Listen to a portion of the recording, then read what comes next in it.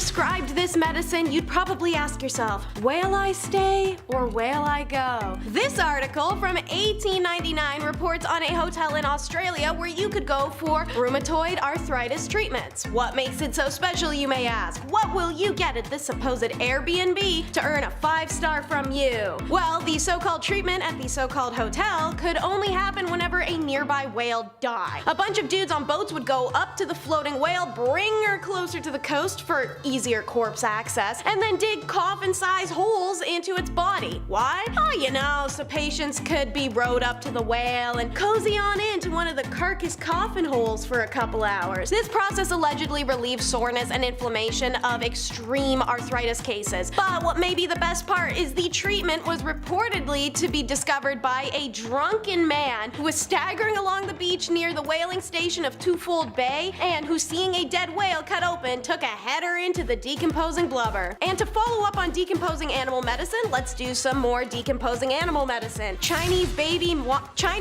mouse wine. Yes, you heard me correctly. However, it's not only being found in China, having spread to Korea, Kazakhstan, and a few other of the Asiatic countries. Can't swallow a tequila worm? Imagine accidentally chugging down a small mammal. Whoops, haha, just gotta go puke my entire body out of my nose really quick. But apparently this potent health tonic is said to combat anything from asthma to liver disease. In order to make the concoction, you'll need between 10 and 15 baby mice, no more than 2 or 3 days old before their demise. Apparently, their death age is super important for the quality of the wine, as is the fact baby mice should be furless and have their eyes closed. After which, the recipe states that the mouse body should be submerged in rice wine and left to ferment for a period of 12 to 14 months before the drink is ready to consume. Although in ancient tradition, baby mice wine has few fans due to the reminiscent taste of raw gasoline, but its ethical record isn't exactly squeaky clean either. Ancient India brought us couching, the ancient practice of sitting on your ass. In reality, the couching I'm referring to would have you on the edge of your seat, not kicking back in it. A leading cause of blindness worldwide is cataracts, which affect 24 million Americans aged 40 and over. Ancient Indians developed the first documented treatment for cataracts called couching. It's first documented back in the 6th century BC by the surgeon Sushruta, who had learned from ancient Egyptian experiments with cataracts. Over the years, the procedure was later used by the Greeks, Romans, Ottomans, and Europeans. During couching, physicians punctured the eye and manually dislodged and removed its cloudy lens. The result was the patient is only able to see movement or basic shapes, now though the cloudiness is gone. Unsurprisingly, this method often led to complications and not the intended outcome. You know, blindness can be a thing if you're jamming unsterilized crap in people's eyes without any formal training. In the mid-1700s, credited with revolutionizing cataract surgery, Frenchman Jacques Daviel made a major advancement when using a knife, blunted needle, and spatula, and he extracted the cataract through an incision in the cornea, the first ever ECCE procedure. Don't worry guys, it's only getting more gnarly from here. At number 10, bloodletting. Back in the medieval age, medicine just wasn't the greatest. I mean, they had a plague that wiped out 50% of the population in Europe, and even their quote-unquote doctors were overlapping jobs. Barbers were cutting hair, obviously, but they were also setting broken bones and bandaging wounds, and I'm not sure I would really trust that, but back then it was a case of you get what you get. So I guess people weren't complaining all that much about their barber Joey from down the street giving them a cast, you know? But other than the practice of patching wounds and whatnot, they were also practicing bloodletting back then, and it was a little much. Bloodletting was a practice of withdrawing blood in order to cure or prevent diseases or illnesses, so doctors would use things like leeches to suck blood out of their patients, but they also used scarification methods to scrape away the skin to drain the blood, and others used lancets to slice open veins, sometimes including the jugular vein. I'm so glad that we don't do this anymore because frankly, I would like my blood to stay inside of my body. Thank you. At number 9, the King's Evil. Being a king or queen in the medieval ages might seem like a cool job, but I don't really think it was. With the rivalries that these people had, they were at risk of being assassinated in one way or another. They had to worry about their bloodlines, and of course, that thing that everyone had to deal with, illness. Some kings, to help out their people, were tasked with healing an illness called the King's Evil, and you're probably thinking, well, these kings aren't doctors, how did they cure illnesses? And to that I say, well, they touched it, of course. This whole thing started in the 11th century when Edward the Confessor became known for touching a person that was suffering from scrofula, aka the king's evil, and curing them. People thought that this was a miracle, and so for hundreds of years after that, English and French monarchs were tasked with touching the sick to cure them of this illness because monarchs were believed to be an incarnation of the divine. Before we carry on talking about some of the bizarre medical practices from the medieval age, why not take a moment to leave a like on this video if you're enjoying it so far, and while you're at it, consider subscribing to the channel to see more videos like this one. At number 8, tooth worms. If you're one of those people who really hate going to the dentist, just be glad that you didn't have to go to the dentist during the medieval ages, because that was an absolute nightmare and a half. Not only because they had no proper medicine or anesthetics, but because you could also get the worst diagnosis you could ever get, a diagnosis of an infection of tooth worms. They believed that people could be infected with tooth worms that caused a tooth decay, and pits and holes in the tooth were home to a worm that looked like a tiny eel. What's worse than the diagnosis, however, was the removal process. They didn't want to pull out the tooth that was supposedly infected with these tiny worms, so instead they used a more holistic approach. A method that they would use to get rid of the worm would be to take a candle that was made of sheep's fat and various seeds, and they would hold it as close to the tooth as possible so that the worm would run out from heat and fall into a little dish of water that was being held beneath the person's mouth. That sounds like a horrible trip to the dentist, that's for sure. At number 7, pee readings. Now this might not be considered a surgery, but this medieval age tradition was probably one of the strangest medical practices I have ever heard. In medieval England, people were known to get diagnosed based on their pee. Back then, they believed that the consistency, color, and taste of someone's pee could diagnose someone's ailments. They took this method of diagnosis so seriously that they published books for the wealthy so that they could do this practice at home, and these books included illustrations and color charts so that they knew how to judge their own pee. According to their text, if your pee was white, then it was the ideal color, and that meant that everything was working just fine. If it was wine colored like blue or black, then that meant that something was very wrong, and if it was green, then you were basically on your last leg and you should probably get your will in order. Now, I'm not sure how accurate these readings actually were, since medicine was basically non-existent back then, but they tried their best with what they had, I guess. However, I'm pretty sure you don't need a book to tell you that if your pee is wine colored, that's a bad thing. Number 10, mummies. This should come as no surprise to anyone, but yeah, mummies. While not the first and not the last civilization to mummify their friends and family, ceasing to exist, they are probably most known for it. Well, that and maybe the pyramids. The pyramids are pretty cool, I guess. The process of mummifying or preserving the body was thought to be important for the soul during the afterlife. If the vessel or your body was not intact, then your soul could get lost. Therefore, if you want the pharaoh to live forever in the afterlife, then you must pickle and preserve the mighty king. I don't want my soul getting lost. Number 9, 40-year-old's worst nightmare. Despite my best efforts and anti-aging cream, there will come a time when I will be old. Personally, I'm not worried about putting some mileage on. That's life. However, something I am concerned about is the effects of aging. Have you ever just noticed that you ain't as limber as you used to be? You get tired easily, and if you have more than 3 beers, you have to lay down for 3 days. However, something that happens to a lot of men reaching their 40s is a little trouble in the bedroom. This was an issue in ancient Egypt, except sadly, there wasn't a messed up process to fix impotence. I know, right? That's crazy. You thought I was gonna say something weird like wrap a snake around it or something. But no. When in modern times, the cute waitress at the golf clubhouse just doesn't get your blood pumping anymore, you can reach for a small blue pill that everybody knows. Egyptians did not possess such luxuries and instead prayed for the Pishadil to work. Dear Desert Jeebus, please make my wiener work again. Thank you. Number 8, ahead of their time. Ancient Egyptians just may have been ahead of their time and didn't know it. The Egyptians had tons of different herbs, plants, and methods for treating all kinds of ailments.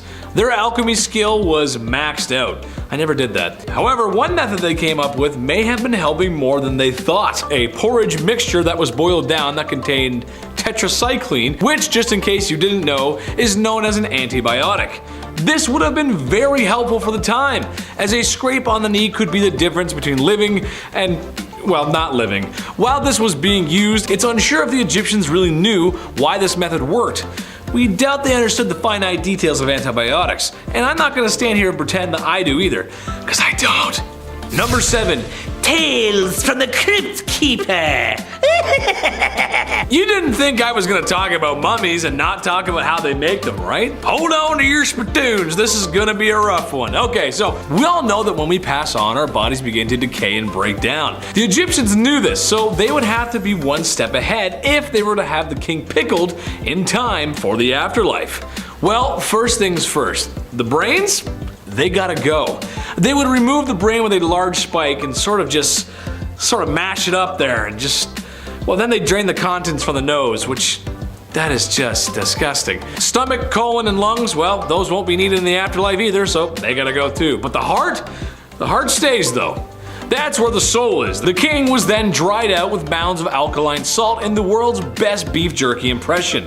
Afterwards, oils were rubbed into the skin and eventually a resin was applied to aid in the linen wrap sticking to the body, making for that distinct Tupperware brand airtight seal. The pickled king was wrapped numerous more times just to be safe, and then, if he was OG enough, placed into a sarcophagus, and if you're really cool, you'll get your own room full of gold and treasures, and your pet Whiskers, which is a cat, and be mummified because, well, you need him in the afterlife too. That is one heck of an undertaking process. And to be fair, it kinda worked, because there have been a few mummies recovered from Egypt, and they're in amazing condition, considering the age, of course. Number 6, a little off the top. Okay, without the comment section oversharing here, some people have had circumcisions and some haven't.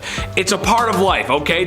That's how it goes. Debatable to some, but it happens. This was a common practice in ancient Egypt, claimed to be for hygiene reasons. However, there's something a little bit different about their process. See, today it happens when you're a baby. A strange man comes in the room, and he cuts what he has to cut. L'chaim, it's done. There it is. That's it. It's over. Egyptians waited a little longer, however, closer to the age of 12 or 13. Can you imagine just chilling in the field one day, and then some strange dude grabs you and slaps you down on the table and makes a withdrawal from you to meat and veg? I talked to the chief today, and he just said that's not it. Don't do that. Number 5, bloodletting.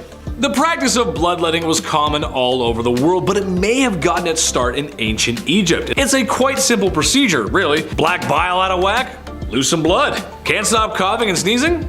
Drain some blood. Been possessed by demons and now they curse and haunt you as they run up and down your bloodstream? Drain some blood. The question is, however, was this really helping? The short answer, no. No, it wasn't. Besides feeling lightheaded and going pale, this didn't really achieve much, since the days of old were filled with all kinds of other ailments that would easily end someone's life before the spooky demons running up and down someone's bloodstream ever would. I don't feel good. Oh, we better bleed Grandpa again. I don't know, like what? Number 4, plastic surgery. Hey, there's nothing wrong with a little cosmetic surgery. I for one feel that if it'll make you feel better, go for it. Feel better about yourself. Do it. I don't think there's any shame in that. It's been around for a long time, so long that ancient Egyptians might have come up with the first nose jobs. Obviously not like the ones today, but they were knowledgeable in surgeries. After all, you open the chest cavity of a dozen kings and you jot some stuff down on some papyrus, you learn a thing or two. More interesting than shaving down your own beak, however, was their implementation of the prosthesis limbs. Yes, all the way back then. One mummy was actually found with a fake toe. When tested in the modern day with period-accurate sandals, it proved to work quite well and moved more efficiently than first thought. Again, for the time, this was pretty advanced. Number 3, the Ode of the Nile. Imagine people working all day in the blistering sands of Egypt, where the sun beams down on you like, well, the sun in the desert, lifting massive rocks and carving them to shape. I don't know about you guys, but I would be sweating. And that also means I wouldn't be smelling too fresh, resembling that of a high school locker room. Yuck. Well, the Egyptians knew this was an issue, so they came up with what was probably the first underarm deodorant, using nice herbs and other items that had pleasant aromas, and stuck them where the odor was coming from. In your armpits. I just know that after a long day of hard labor in the sun, I would need more than cinnamon sticks and lavender to tame the odor of my sweaty lumberjack armpits. That's just how it goes. Number 2, the Egyptian Brazilian. The 70s have come and gone, and a popular trend today is to be hairless. Everywhere. Even in places where you didn't think it was possible to grow hair when you were younger. Egyptians took it upon themselves to remove all their hair. Well, at least most of it. Not because the Nile River had nice beaches, but because of lice. Oh, yuck. While not an exact cure for the itchy bugs that plague schools across America, it did seem to help. And if you've ever had lice before, you know how bad that sucks. I had them once. It was the worst. Cut my hair, shape my head. Lots of baths. It's no fun, man. I'm too cute for that. I don't want that. Number 1, Wario breath. Wow. Okay. It makes sense that Egyptians would come up with breath mints in mouthwash. They fed their laborers diets of foods that contained a lot of onions and garlic. Sure, I'm just like everyone else who cooks. And when the recipe asks for 1 onion, maybe I put in 2. When I asked for 2 cloves of garlic, maybe I put in 4. You gotta love that flavor. It was thought that they help fight off disease, and they were kinda right. However, after eating all that flavor, your breath would be something rancid. So herbs and mints were used to help quell the breath. Next is milk transfusions, which is gonna go super fast because I literally can't even think about this one for long. So, in the late 19th century, milk was believed to be the perfect substitute for blood, and the fatty/oily qualities in it would magically become white blood cells. Makes sense, right? Milk is white, women and cows produce milk, and babies, and out of all the animal udders out there, they're the most similar to human udders, so I mean, maybe it all ties in. Maybe it's all related. You know, old-timey logic. However, while a few instances of this procedure were successful somehow, many resulted in death, which is a lot more realistic to hear. In one instance, the injection of milk dropped the patient's pulse immediately to the point they had to be resurrected with a combination of morph and whiskey. The patient only lived 10 days after the operation. Shocker.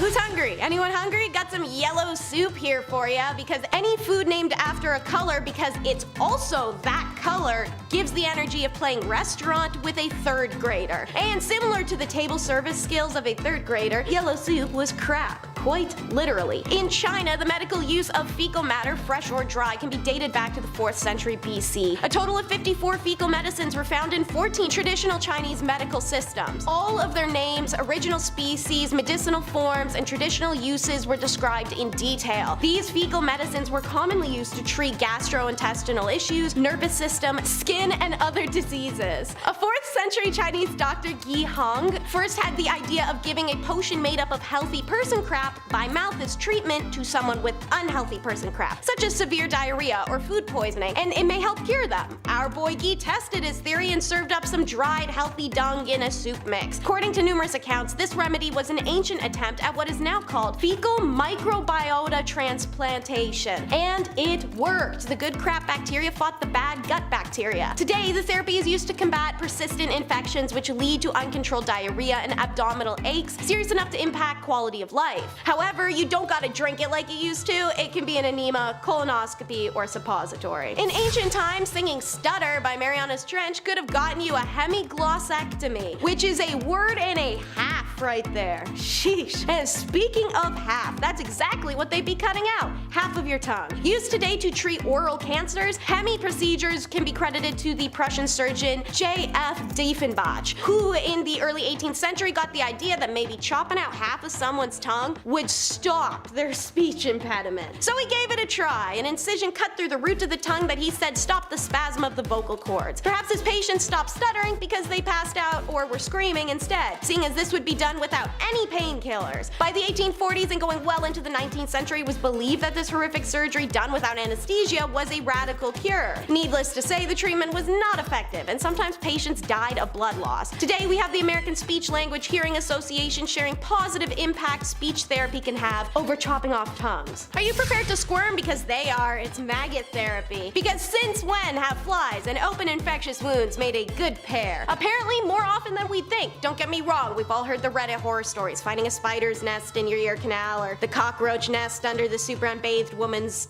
breast. But if flies come out in a live, decontaminated larvae form during ancient medical procedure called meiosis, well, they've actually been curing infected wounds as far back as the Old Testament, as told in the Book of Job. In the American Civil War, doctors used maggot therapy to disinfect injured soldiers' wounds. Its simple mechanics and ability to promote speedy healing make the benefits of maggots handy in or out of battle. So, what is it about maggots that bring even ruthless, cynical modern science to its knees still? For one, these bugs can dissolve up to 25 micrograms of necrotic tissue in under 24 hours, including infectious bacteria that burrow within. They're also self-limiting organisms. They can actually only attack dead flesh, and they can't eat healthy, so no doctoral or patient fears of excessive tissue damage. It also means a patient should feel the maggots while eating them. While the practice is almost as old as time. Maggot therapy was only approved by the FDA in 2004 as a single-use medical device that must be stored under sterile conditions and is biohazardous waste, similar to leeches. My male audience knows I'm bad for finding those terrible testy-related torments and treatments. So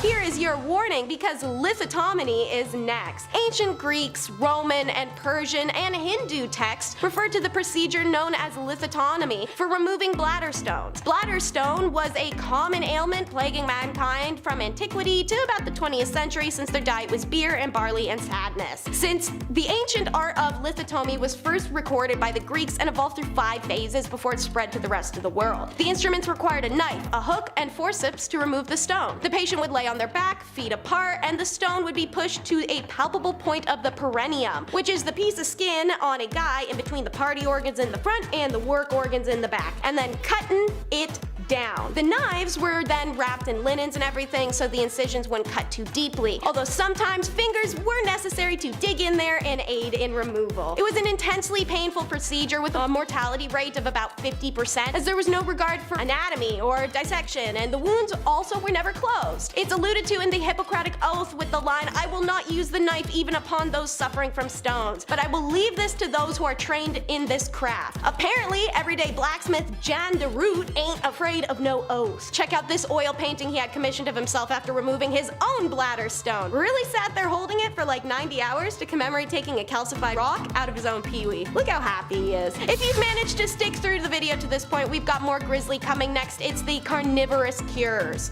Hypocrisy, ancient Europe's favorite practice aside from not bathing and abject racism. While they were reacting with disgust and outrage to reports of man-eating brought back by travelers to the New World, in this very period, people themselves were using corpse medicine and remedies consisting of human blood, bones, organs, and fat. Corpse medicine is originally found in ancient medical texts from India, China, Mesopotamia, and Greece. It was particularly popular with the Romans, and practically every culture around the world resorted to this gruesome range of practice. The Romans believed that the blood of fallen gladiators could cure epilepsy, and 12th century Victorian apothecaries were known for their stock of ground-up mummy powder. Meanwhile, in the 17th century England, King Charles II was known for enjoying a draught of King's Drops, a restorative brew made of crumbled human skulls and alcohol. In some cases, the sickly would even attend executions in the hopes of getting a cheap cup of freshly killed person's blood. Why let all that free medicine go to waste in the mud, you know? Their ideology was that by consuming the remains of the deceased person, the patient was also ingesting part of their spirit, leading to the increased vitality and well-being. The types of cures prescribed usually corresponded with the type of ailment. Skull used for migraine, human fat for muscle aches. Despite lots of evidence against it working and overall being gnarly, people felt the cures were efficient and kept up man-eating medicine for centuries. And now the word scary really hits this treatment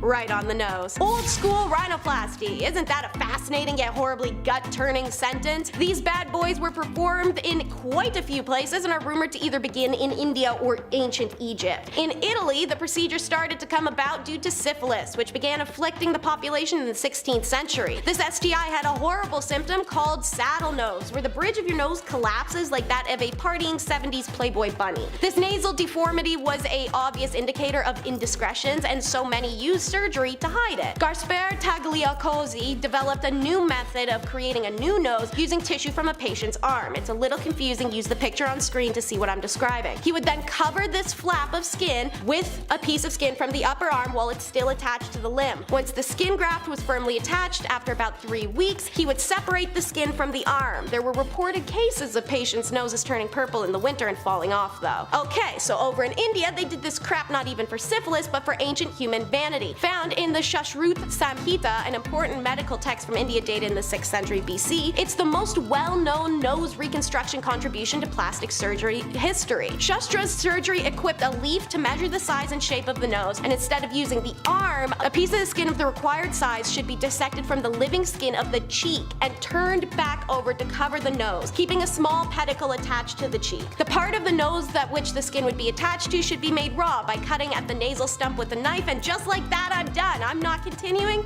It's too gross. On number 6, eye surgery. Our eyes are very sensitive, which is why it's so important to keep them healthy. Oftentimes when something is wrong with our eyes, we naturally go and get them fixed. But back in the medieval age, if something was wrong with your eyes, you really had to think long and hard about whether or not you really wanted to get them fixed, because the procedure to fix your eyes sounded like an absolute nightmare. Back then, when someone had cataracts, a surgical procedure called needling was performed, and it involved having a doctor push a thick black needle into the patient's cornea.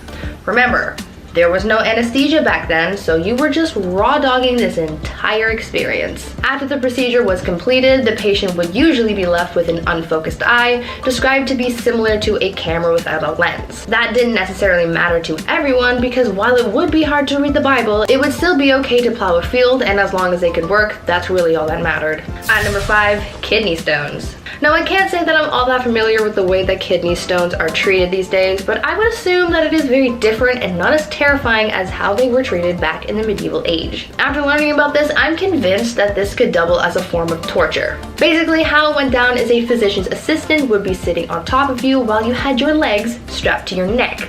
And then as the assistant was holding you, the doctor would stick 2 of his fingies up your little booty hole, press his fist against your pubes until he felt a hard pellet indicating a stone. After the diagnosis, then it would be removed through the bladder using a sharp instrument. Now, I've never had a kidney stone, so I don't know how painful it is to have one, but for those who have experienced this, would you rather go through this medieval procedure or just tough it out until you pass the stone yourself? At number 4, butt stuff. Even back in the medieval age, they had treatments for hemorrhoids. This illness was often associated with Saint Fiaker, also referred to as the, quote, patron of hemorrhoids. A 7th century tale said that this monk cured his illness by sitting on a sacred rock for several hours, and so in the medieval age, some physicians believed that the same method could apply to other people's butts. Obviously, that didn't work, so some other superstitious physicians came up with an alternate and more nightmare-inducing way of getting rid of hemorrhoids. If you didn't want to sit on a sacred rock for an extended period of time, you could always get a red-hot iron tube put up your butt. Yeah, I don't think it gets any worse than that. At number 3, belladonna. Belladonna, deadly nightshade, whatever you want to call it, doesn't make it any less poisonous. This plant is one of the most toxic plants around, but that doesn't mean that people haven't tried to use it in their personal use. Normally, we want to stay away from toxic things like chemicals and X's, but back in the days of old, people said full send and used belladonna as eye drops. Yeah, that's right. Even though this is literally poisonous, they thought, let's put it in our eyeballs.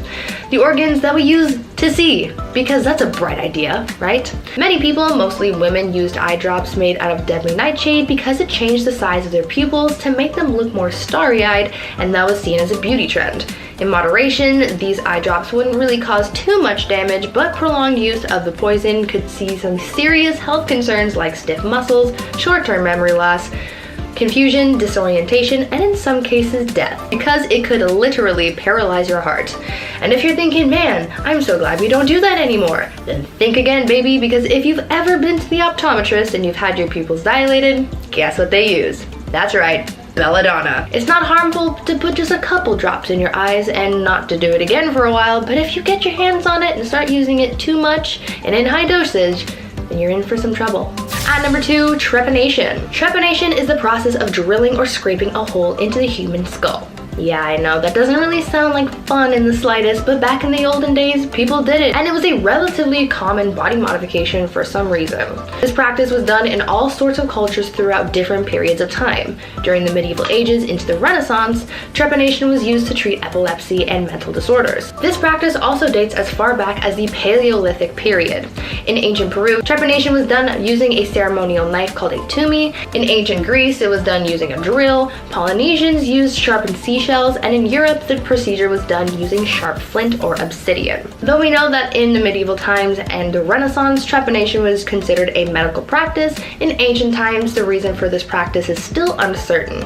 It could have been to try and fix damage from a head trauma, but it's also believed that this practice was done to heal mental problems, release toxic spirits, or even as some kind of ritual. And finally, at number 1, knife hand. Now, this one is by far the craziest medieval surgery in my opinion. So you know Captain Hook, right? He's got a hook for a hand. Well, this guy I'm gonna tell you about has Captain Hook beat by a landslide. A 6th century medieval burial was found in Italy, and it revealed a male warrior who had a knife for a hand. Yeah, this man had a knife. instead of a hand. This warrior had his hand amputated. However, the reason for said amputation is unknown. In place of the lost hand, the prosthesis was a blade. Now, I don't know if this guy lost his hand in battle or something and they just gave him the best that they could, and that was a knife as a placeholder, or if he just willingly chopped off his hand so that he could have a knife hand. But either way, that is so badass, and I would have loved to see this guy in battle. Number 10, theater. Look, I really like this one. It's a medical procedure and theater at the same time. Taking a look at Mesoamerican culture, and more specifically the Aztecs, well, they loved to sacrifice people in front of roaring crowds nonetheless. And basically, it was a very crude operations. Doctors today have to go through a lot, and I am thankful for them. Really, I am. But I'm sure even the worst second-rate doctor today knows that taking someone's heart out, Mortal Kombat style, is a little bit of a Hippocratic no-no. No anesthetic, no hand washing, and this time the crowd really doesn't want you to wake up. Man, that's rough. And they would just cut you open, grab it out, Kali Ma style. Not good. Nah, don't want it. Nope, no thanks. Number 9, hemispherectomy. Hold on to your bark bucket, folks, because, well, I don't do well with this sort of thing. This surgery entails removing or disabling half of the human brain. Usually done for those suffering with seizures, which really suck. The success rate is around the 2/3 margin, and I'm about a 50 on the VOM scale. Ooh, don't like it, makes me queasy. 20% of the people see at least a large reduction in those seizures. Those that don't, if properly considered, can go for a repeat surgery. But the last time I checked, 2 halves, put them together, that makes a whole, which is a whole brain. So I don't exactly know how that works, but okay, I guess the doctors know better. While there are some physical side effects, like that half of your body not working as well as it did before, or maybe that was the reason why you went in the first place, however, the brain does seem to make new neural connections, thus making up for a lot of the mental capacity the other half of your brain did before it was removed. That's cool stuff, man. Damn. Number 8. Here's another one I can't pronounce. Hemicorporectomy. Hemicorporectomy. Number 8. Hemicorporectomy.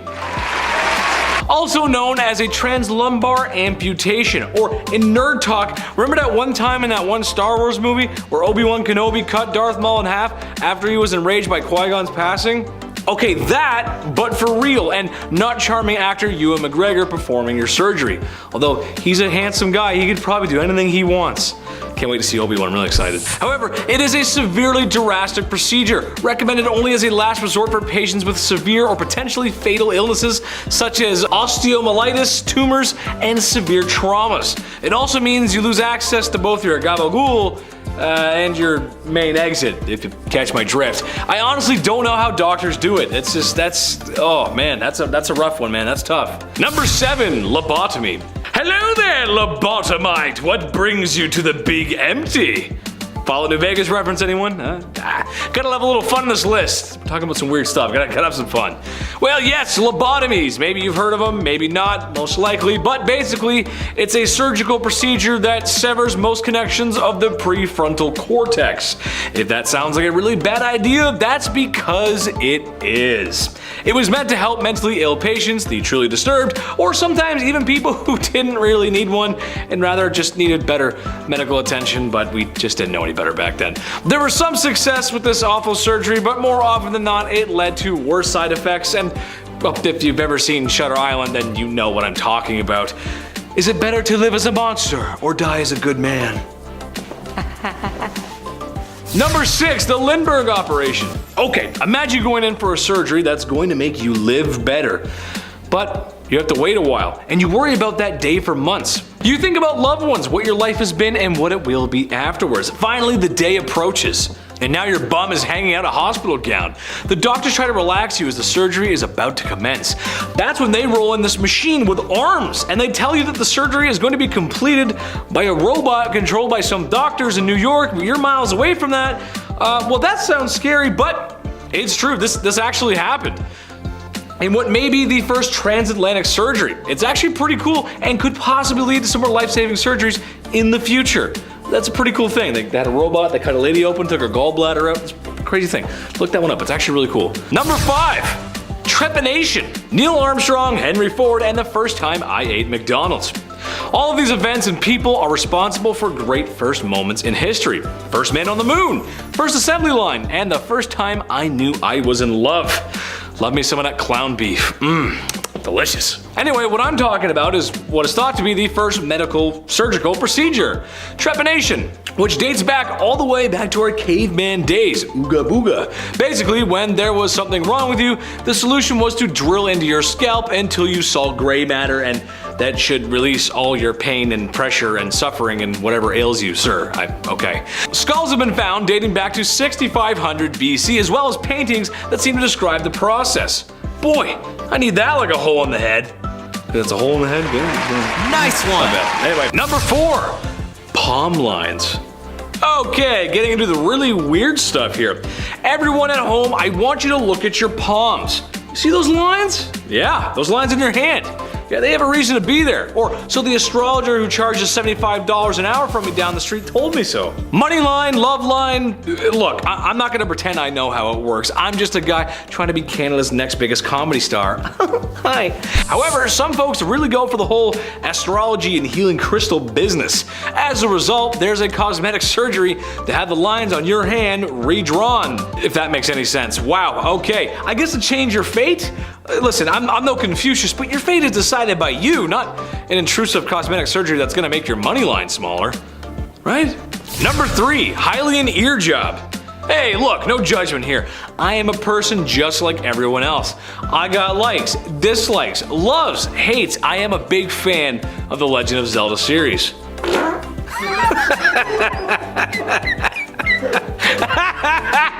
You weren't expecting that one, baby! Ocarina of Time, Majora's Mask, Breath of the Wild.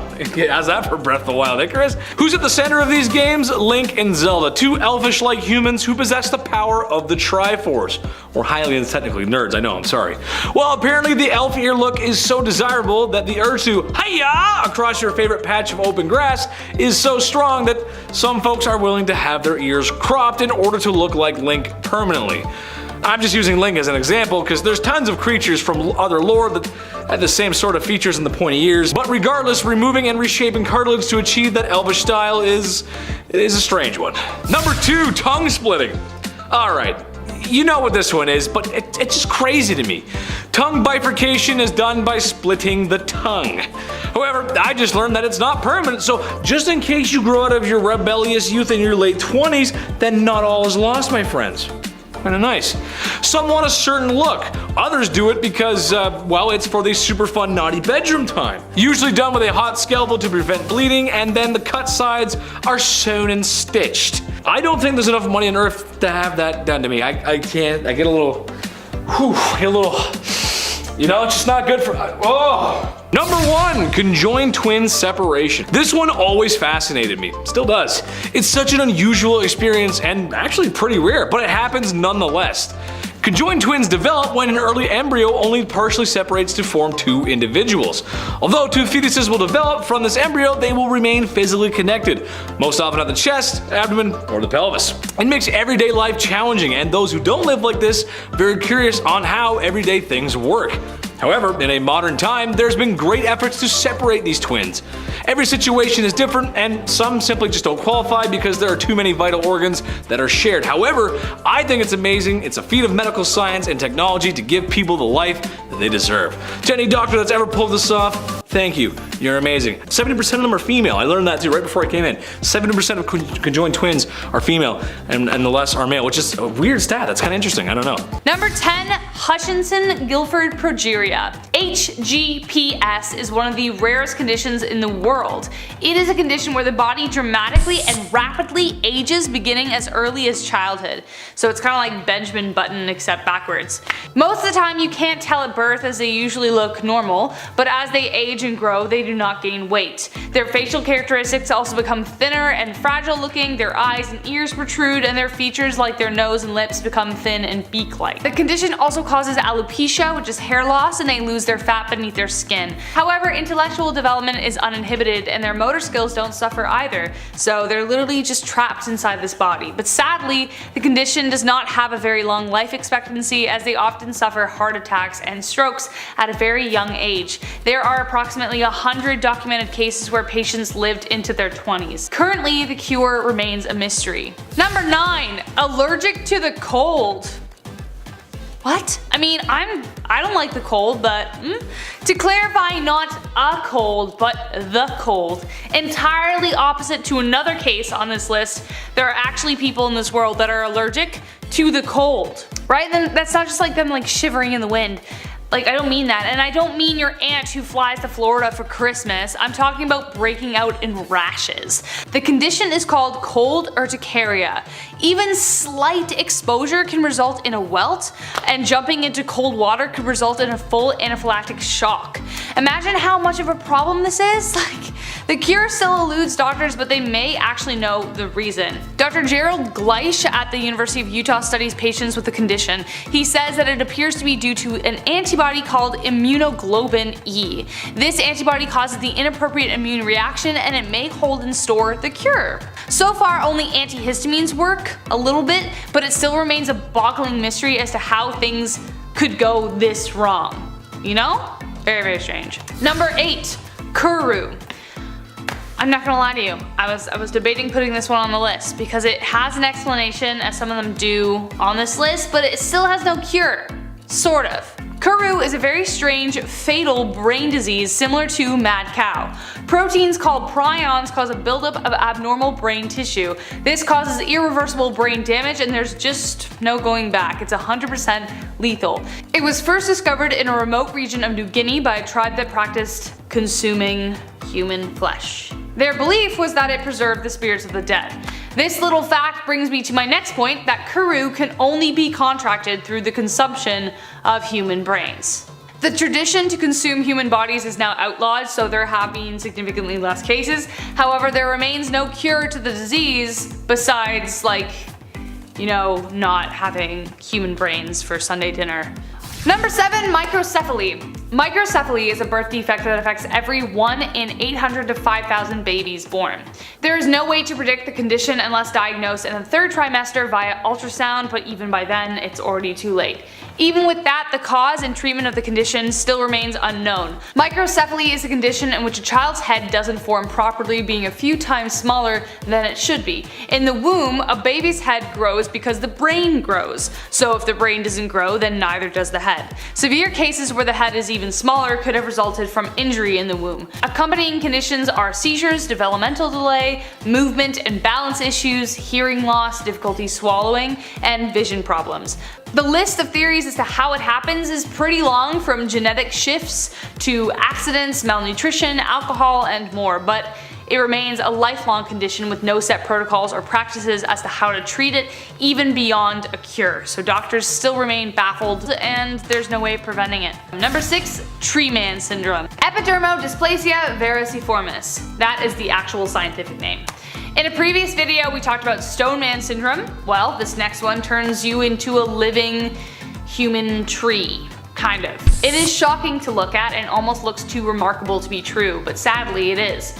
EV is a rare inherited form of HPV, the human papillomavirus. It causes a chronic infection of bark-like growths on the skin, and they just get insane. They usually develop on the hands and feet, but have been known to develop on the face in severe cases. Currently, there are no effective treatments besides removing the warts, but nothing can stop them from growing. A man in Jerusalem hadn't been able to use his hands for years until a doctor was finally able to successfully surgically remove them, but still, there is no cure for halting the process altogether, but hopefully the cure will follow the same one, that is for HPV, which is hopefully closer than we think it is. Number 5. The boy who never slept. Putting your child down for a nap is probably one of the most relieving parts as a parent. Yes, parenthood is a joy, but it's damn exhausting. I do not know how my mom and dad did it, honestly. But imagine having a 4-year-old who never slept. Ever. That's exactly what happened to Rhett Lamb, a young boy who boggled scientists. The mother was sure something was wrong as soon as he was born, and after realizing she wasn't just an anxious mom, theories started flying. After multiple tireless testing, finally they had an answer to the mystery. So yes, technically it's solved. I know that, but it was still a mystery, and it was unsolved for a period of time. Sue me. It's really interesting. Rhett had an extremely rare condition called Chiari malformation, meaning the brain was literally being squeezed into the upper part of the spine. After undergoing surgery to remove the bone around his spinal column, doctors expected the results to set in a year later. There was a 50-50 chance that his sleep was going to improve, and it did! So I know. Okay, but this was like an episode of House. It starts out a mystery and then they solve it. Number 4, Wim Hof, aka the Iceman. Anyone who has experienced a Canadian winter wishes they had this guy's problem, though it doesn't really sound like a problem at all, but definitely a mystery. Wim Hof isn't bothered by the cold. That's right, the cold never bothered him anyway. Over 30 years ago, Wim Hof from the Netherlands was going for a walk when he had the overwhelming impulse to see if he could swim in icy water and how it was. It made him feel so good that he's done it every day since. He has since been called the Iceman, his ability to withstand the cold superhuman. In January 1999, he traveled to the Arctic Circle to run a half marathon in his bare feet. 3 years later, he earned the Guinness Book of World Record for the longest amount of time under the ice, twice the length of an Olympic pool. Insane. He even climbed Mount Kilimanjaro in shorts. When Dr. Ken Kaemler heard of his case, he immediately began to study him. Kaemler had treated dozens of people who tried and failed to climb Mount Kilimanjaro due to the extreme cold. The only explanation he's uncovered is that it must be something to do with his mindset, or the wiring in his brain. This man defies science in ways that no one quite understands. And if you want to learn more, you can check out his website. Number 3, Perry's-Romberg syndrome. Another unbelievably rare and terrifying disorder where the skin and soft tissues of half of the face atrophy. It usually occurs in the left half of the face and is more common in women than in men. The deterioration begins above the upper jaw, between the nose and the upper lip, then to the eye, ear, and neck areas. This process may also affect the gums and roof of the mouth. So essentially, the left side of your face caves in on itself and ages 80 years. Hair on that side turns white and falls out. This entire process takes place over a 2 to 10 year period before it finally stabilizes. Sometimes it hinders vision, other times the effects are just cosmetic, but still a frustrating process for the patients going through it. On top of that, there is no cure and there are no current treatments to stop the deterioration. So far, the only option is surgical intervention with reconstructive procedures. Number 2, RPI deficiency. Introducing the second rarest disease in the world, fitting for number 2, with only 4 known cases ever historically diagnosed. White matter is made up of tissue that includes nerve fibers that connect nerve cells. So, needless to say, one of the most important parts of the brain. RPI deficiency patients have diffuse white matter abnormalities, which causes psychomotor regression, developmental delays, along with seizures, poor vision, and slow emotional and physical reflexes. Scientists are working tirelessly to find a way to cure it, but you might be thinking, if it's so rare, why are we so stressed about it? Well, you might think that with your perfectly healthy brain, but to the next potential patient, a cure could mean the world. Well, actually, no, it will mean the world. Though doctors have been able to figure out the cause, the cure still remains unsolved. Number 1, Field's disease. Field's disease was named after a pair of twins in Wales, Catherine and Christy, who were the first to be diagnosed with the disease, and they're the only ones. In total, there have only been 2 diagnosed cases of the disease in history, which makes it like the rarest in the world. What is it exactly? Field's disease is a neuromuscular disease that affects the voluntary movement of muscles. Due to the rarity of the case, information is very, very limited. Doctors first noticed it when the girls were about 4 years old, and by the time they turned 9, they could barely walk. By age 11, they couldn't eat or write by themselves, and by 14, they lost the ability to speak. So as you can see, the degeneration is quite rapid. Alongside losing their ability to move and function, Catherine and Christy also experienced over 100 painful muscle spasms daily. The doctors did numerous tests to rule out other conditions, but still they have no idea what is causing the disease.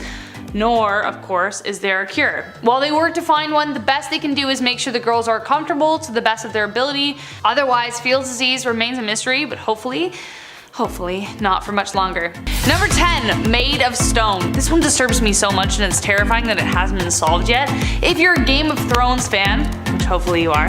You've heard of grayscale, the disease that like poor Shireen Baratheon suffered in the series. Yeah, you know what I mean? Well, it may have been inspired by something that actually exists. Though there is a 1 in 2 million chance of getting it, it does happen. What is it exactly?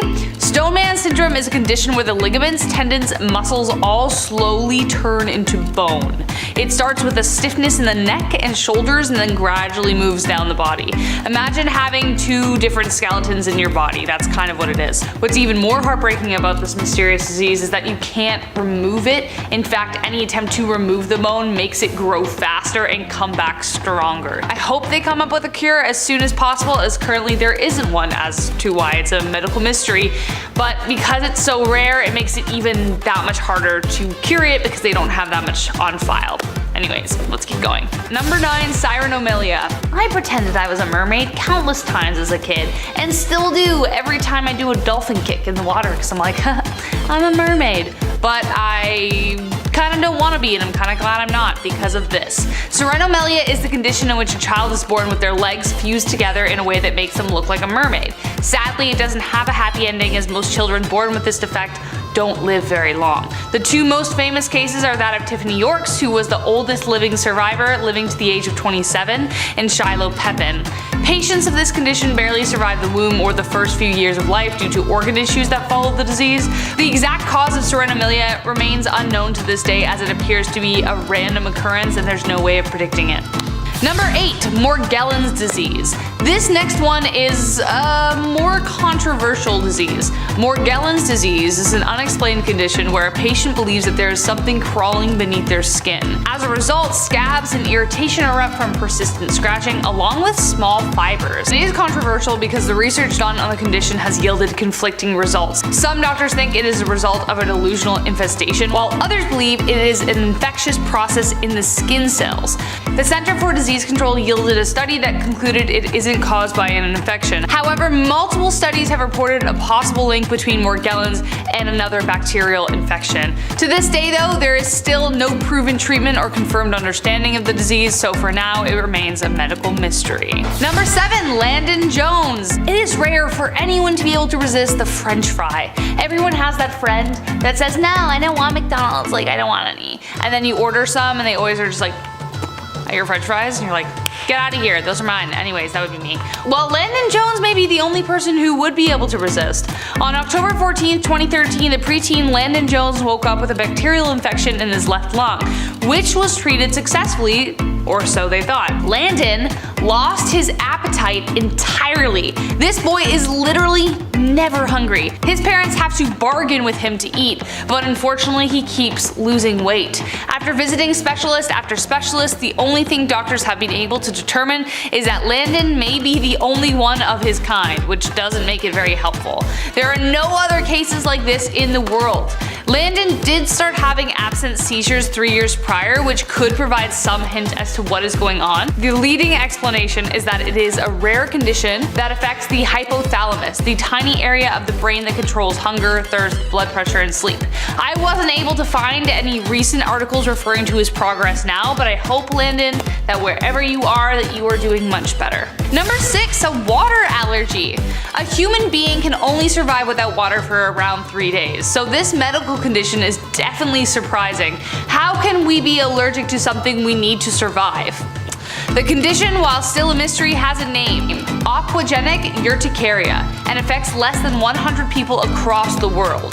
Whenever someone with this condition comes in contact with water, they break out in hives and rashes that last around an hour, and researchers have no idea what the underlying cause is. The leading theory is that it is caused by allergens in the water, so patients are encouraged to drink purified water or bathe in purified water as well. But beyond that, they have no clue. Due to the rarity of the condition, there is very little data to study, but I think we can all be grateful it isn't common either.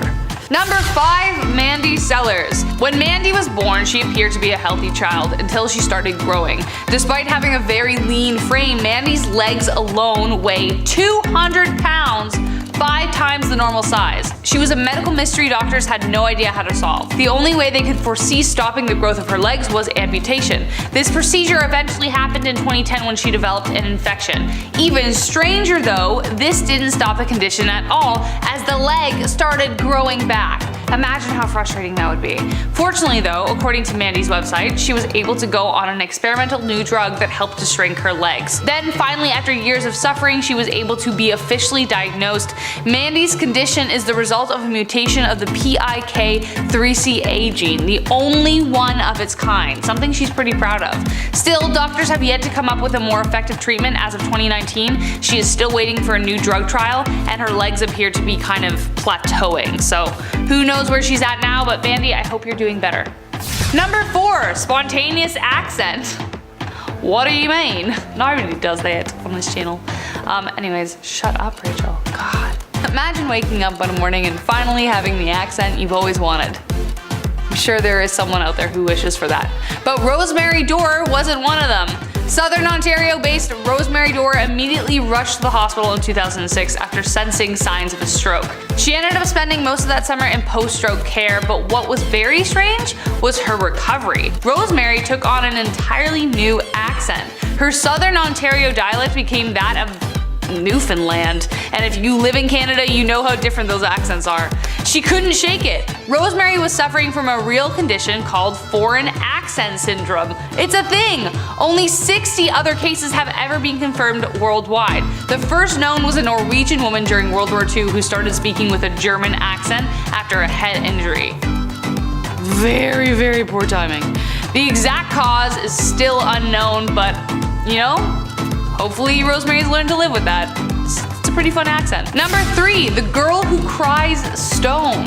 From a magic spell to a witch's curse, this little girl from Yemen shocked doctors and mystics with her strange ability. Sadia started literally crying stone since she was 8 years old, and no one can sort out why. Her father was desperate to find a treatment, and despite many x-rays in local clinics, nothing out of the ordinary was spotted. Most of the stones came out in the afternoon, weirdly enough, and she can produce as many as 100 in a single day. Thankfully, they do not hurt her, and for the most part, her life is normal. Since her case, one other woman in Bajal experienced similar symptoms, except this time they were accompanied by bouts of unconsciousness and a swollen abdomen. She has since been treated and recovered fully, but as to what is wrong with Sadia, no one is quite sure. Number 2, Brooke Greenberg. Sadly, Brooke passed away at the young age of 20 before she ever found the explanation for her condition. However, there is a chance that she might never have been aware of it. Brooke's body refused to age, and at the time of her death, she had never learned to speak and had the mental capacity of a toddler and remained the size of a baby. As an actual baby, her survival was considered a miracle in itself, as she endured a stroke and several stomach ulcers. She also mysteriously had a brain tumor that put her into a deep sleep for 2 weeks. Then it disappeared and she woke up. Kinda weird, right? By age 16, she hadn't lost her baby teeth, though her bones had appeared to have aged, just not grown. Her case was enough to bring retired medical expert Richard F. Walker back to the field. In fact, he has made it his life's work to uncover what caused her condition. Her case has since been labeled Syndrome X, and he continues to study similar patients. He believes that if they solve it, they will not only help these people, but perhaps discover the key to the fountain of youth. And last but not least, a superhuman memory. If I were to have a superpower, I would either want teleportation or superhuman intelligence. I think about that every single day.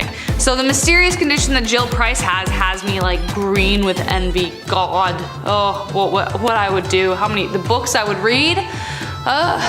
Jill can name every single detail of every day she's ever lived. Give her a date and she could tell you everything she did with ease, from like how many stirs she stirred her coffee with to like what she read that morning, every single thing. Her condition is called HSAM, highly autobiographical memory, and why people like her seem to have this superhuman ability is a complete mystery. Brain images have depicted differences in the structure of their brains to muggles like us, but it can't be confirmed as to whether it is these brain differences that cause the condition. Oh man, but if they could patent that into like a super juice or a kind of coffee, I'd be so happy. I'd be just very, very excited about that, because good God. Number 10, plastic surgery. Some celebrities you think are immortal when really it's just their plastic surgery that's fooling you. Unless you're Paul Rudd, he's definitely immortal. Sometimes it's obvious who's had it done, and sometimes it's really obvious who's gotten it done. Coming from the Greek term plastikos, which means to mold or to form, the oldest known plastic surgery took place in ancient Egyptian days. There's a medical text from the ancient Egyptian days that was named after the American Egyptologist who got it in 1862, and in it contains these ancient procedures. They look a little bit different from the shows we see today. You know, where it's like all these medical, we're gonna take this thing and put it into this guy's head. And you're like, how did they do that? This was a lot different. This is ancient procedures we're talking about. What procedure back then was to fix nasal injuries. This method used wooden splints, lint, swabs, and the first ever nose job was done. Even in 2000, a mummy was found with a prosthetic toe. So they asked volunteers to try walking with it to determine if it was created for purpose or for style. That's nice. Here, try on this mummy's toe. Take a lap, see how you feel. Are you cursed? Plastic surgery in the sense of reconstruction, that first account comes from India in the 6th century. The Indian physician Sashruta Shamita is considered the father of plastic surgery. His patients were more interested in the cosmetic side effects, whereas the Egyptian practices were to fix the nose. Now, around 500 BC, reconstructive surgery was done in India as well to reform noses that were cut off as a punishment. Number 9, broken bones. Sometimes a bone breaks and it needs immediate medical attention. Maybe a bone is pushing into a vital organ, maybe it's healing the wrong way, or maybe it's just a toe and you can't do anything about it but hobble around the house all day and learn new curse words as you mumble them and hobble. We all had that one friend in school who always had a cast on, or that blue finger restraint. There's always the one kid. But what happens if you broke your arm in the 1300s? Then what? Well, you wouldn't get any cool signatures from your cool friends, but what would happen is that they would use these blocks of wood and cloth and just wrap everything around completely tight. Just the biggest cast possible. You actually could sign your name on this thing as many times as you wanted. I take that back. This thing was, you pretty much had a coffin around your leg, more or less. Number 8, trepanation. One of history's oldest surgeries, trepanation was the worst, that's for sure. To this day, we're not even sure why this was a thing, but we picked up a few ideas along the way. Turning the clocks back thousands of years, trepanation was the practice of drilling holes into your skull. A popular theory here is that trepanation was done to release evil spirits. Yeah, let's just drill holes into our skull and see if our mental illness just goes away. As barbaric as this sounds, skulls found in Peru hint that this procedure wasn't as fatal as you would think. The reason that this would happen was also to clear out bone fragments after skull fractures. So you'd show up with a headache and then you'd leave with a hole in your head. But honestly, the fact that you're leaving at all is pretty surprising. They obviously didn't have advanced medical instruments. They would use any sharp instruments they could find, like rocks, flint. It was pretty rough. This was the first surgical procedure around 6500 BC. The term trepanation comes from the Greek term trepanon, which means a borer, to drill essentially. Number 7, tooth extraction. You may not think of surgery when you talk about tooth extractions or whatever, but this for sure counts as surgery. Every time something gets removed from your body and there's blood, I'm gonna count that. Sorry. I had to get a tooth pulled a few years ago and I'm still haunted by it. It is so barbaric the way they do it. They don't slice a line and then gently slide the tooth out. No, they had 2 dentists just grab my tooth at the same time, put their foot up, and then just yank my tooth out. We're still there? Really? Back in the day, pulling teeth was done not to make room for braces, but to solve any problem at all regarding your teeth. Cavity? Gone. Toothache? See you later, tooth. Back in 5000 BC, a Sumerian paper referred to dental worms, so the earliest account of tooth decay, we think. Unless there were actual dental worms, in which case gross, but no, you had a cavity. We're lucky to have x-rays and modern technology tell us now if a tooth is coming in sideways, but back then some believed it was always tooth worms, no matter what. If it hurts, it's worms, get them out. Imagine pulling your tooth out and being like, didn't find any worms. Aristotle and Hippocrates wrote about dentistry in 500 BC, and the way that they would handle tooth decay or extraction was by using metal wires to fix wobbly teeth or even a broken jaw. So it was pretty horrible. If you go to the dentist now, just when you sit back and relax, you're sitting back and you're relaxing. That's it. The rest sucks, but these guys would stand up and just get yanked. Number 6, blood transfusion. Back around 70 AD, the Romans were pretty wild when it came to the Colosseum and the games that would go down. There was lots of bloodshed, of course. There's animals and warriors and a lot of stabbies, and crowds would rush the arena after the day was done, not to get autographs, but to hopefully get a sweet sip of that gladiator blood. Yeah, blood was considered a magical elixir back then, and then near the early 1500s, blood was then seen as youth juice. Yeah, if you drink some young blood as an elderly, those knees would just magically come back. Apparently. Don't drink blood if you're watching this. Don't. Unless you're Edward Cullen, don't drink blood. Team Jacob. Lots of theories surrounding blood in the Middle Ages. Bloodletting was a go-to when you were sick because they thought that your humors were out of balance. It was like, oh, you're sick, you just got some weird blood, we'll drain you out a bit. Vampires, all vampires. In 1628, blood circulation was discovered by a man named William Harvey, and that just absolutely changed the game. Now the idea of something going into your bloodstream was in the picture, hypothetically. So we started to test this out on canines, of course. Scientists were injecting them with different substances, and slowly but surely that turned into blood transfusion between canines. So this is back in the 1660s. That's how early we started injecting things. Number 5, mummification. Mummification was common. Even today we're finding more mummies. We're uncovering more ancient history. But how the hell was mummification done back then? How was it done so well? We're talking about teeth worms and trepanation. How did ancient Egyptians figure this out? And how is it done in a way where the bodies are still reserved this long? Well, it wasn't cheap, I'll tell you that for free. Being mummified was reserved for the rich. It's pretty brutal, but what you would do is basically you get a hook in your nose and all your brains would be pulled out. And then they would cut the left side of your stomach, remove all those goods, all the organs, just gone, let those dry, yuck. And then you put the heart back in the body and then you wash the insides out with wine and spices over and over again until eventually you cover the body in salt for 70 days, and around day 40 you gotta stuff it with sand. Come day 70, that's when you can wrap them in those mummy bandages. Then the sarcophagus awaits you, and so does the rest of your life. The jars of organs were also stored in the burial chamber with the sarcophagus. So it was just a big room of yuck. Number 4, cataract surgery. My brother was born with a cataract. This one's for you, homie. Cataract surgery is one of the oldest surgeries in the book. Well, rather, in the painting. Found in a tomb in ancient Egypt was a painting of what is surely the oldest recorded eye surgery. Scientists are able to make this conclusion due to the length of the tool that the doctor is holding. Little metal rod going into their eye. Just doing this makes me cringe. They believe this was a method called couching. This happened to be recorded. The needle would push the cloudy lens to the bottom of the eye, ideally fixing their vision. The oldest tools found in Egypt tell us that 4,000 years ago, this was the first time that it had been done. But afterwards, evidence of couching was found all over the world, so they kind of were the OG couchers. It wasn't until 1747 until a doctor in France named Jacques Daviel, he performed the first cataract extraction surgery in a modern sense. Every method, older, ancient, modern, it all sounds wildly uncomfortable. If you've been through this, kudos to you. Hit that like button, glad your eyes and stuff are working. Number 3, transplantation. Blood transfusion is one thing, but how the hell do we figure out transplants? This arm, now over there on that guy?